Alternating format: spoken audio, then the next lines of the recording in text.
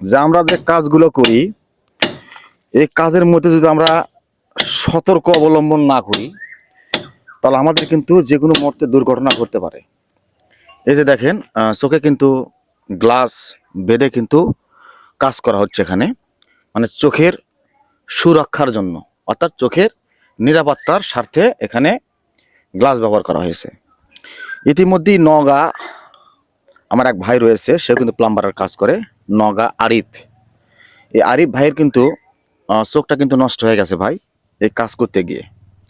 আমাদের একটু ভুল এবং সতর্কতার কারণে আমাদের কিন্তু অনেক বড় ক্ষতি হতে পারে।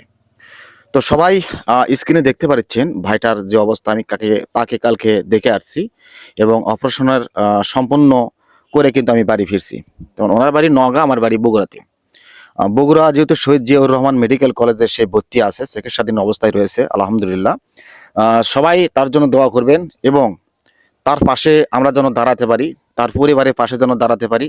অবশ্যই আমরা সহযোগিতার হাত বাড়িয়ে দেব ইনশাআল্লাহ।